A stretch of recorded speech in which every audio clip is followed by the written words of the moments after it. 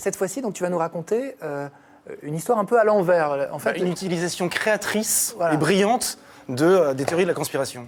Vas-y, c'est-à-dire. Ça se passe en Allemagne. C'est un certain Mischa Gerlach qui a pris en photo un bon d'achat de 200 € qui permettait à des migrants et des réfugiés de s'acheter des iPhones, enfin des téléphones portables et des cartes SIM.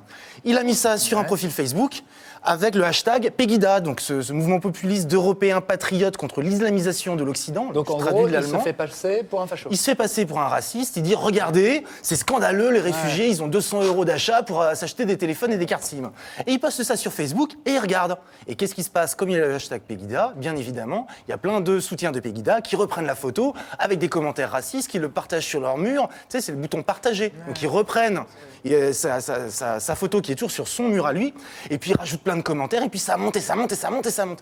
Et une fois qu'il y a plusieurs dizaines ou plusieurs centaines de personnes qui ont repris cette photo-là, il change la photo sur son profil, ce qui modifie automatiquement les photos sur tous les profils de ceux qu'il avait repris, et il a affiché ce petit message. Je suis un nazi écervelé, je diffuse de la haine, et je partage des conneries sans vérifier. Ah, c'est drôle. Ils se sont fait hacker, en fait, les comploteurs. Toutes les semaines, c'est ce qu'on vous dit, c'est il faut vérifier une information avant de partager. Et typiquement, les théories de la conspiration, quand quelqu'un affirme quelque chose, non, il faut vérifier est-ce que c'est vrai ou pas. Est-ce que vous conseillez à vos élèves aussi? J'essaie de leur conseiller ça, ouais. Parce que parfois, ils partagent n'importe quoi. Absolument. C'est ça, donc c'est... Une fois que c'est partagé, c'est trop tard. C'est Ils admettent après que c'était faux, mais c'est trop tard, ils ont partagé. Et là, pour le coup, tous ceux qui l'avaient partagé, ils n'ont pas forcément rendu compte qu'ils avaient donc affiché sur leur mur « Je suis un nazi écervelé ». Ça, leurs copains le voyaient, enfin tous leurs amis le voyaient. Et c'est donc bon, ils ont ridiculisé.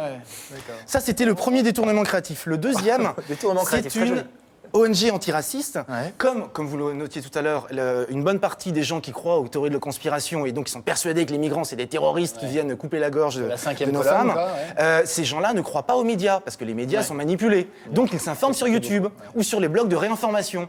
Donc il y a une ONG antiraciste qui s'est dit bon bah tiens, et si on affichait un message de publicité sur les vidéos racistes? Donc là je vais vous montrer la vidéo qui s'affiche quand quelqu'un cherche une vidéo de Lutz Bachmann, qui est donc le leader de Pegida.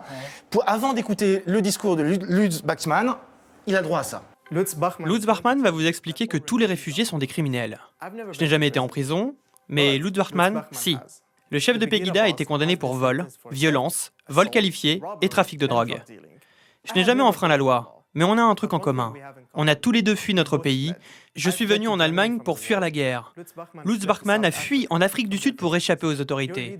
Votre leader est lui aussi un réfugié. Cliquez ici pour en savoir plus sur nous, plutôt que d'écouter encore des préjugés. Ils ont le leader de Pegida et lui aussi un réfugié. Génial. Mais attends, ils ont acheté l'espace publicitaire qui précède la vidéo. En fait, ce qui se passe, c'est que si tu veux mettre de la publicité, tu peux acheter des mots-clés. Comment c'est référencé? T'achètes. En fait, les régies publicitaires, YouTube vend des mots-clés. Et donc, l'ONG, elle a acheté Pegida, elle a acheté islamisation, elle a acheté le mot-clé réfugiés dehors. Donc, tous ceux qui cherchent réfugiés dehors, manifestation Pegida, ils ont droit à des publicités. Donc, ça ne s'affiche que sur ces vidéos-là. C'est une bonne histoire. Ils en ont fait 9.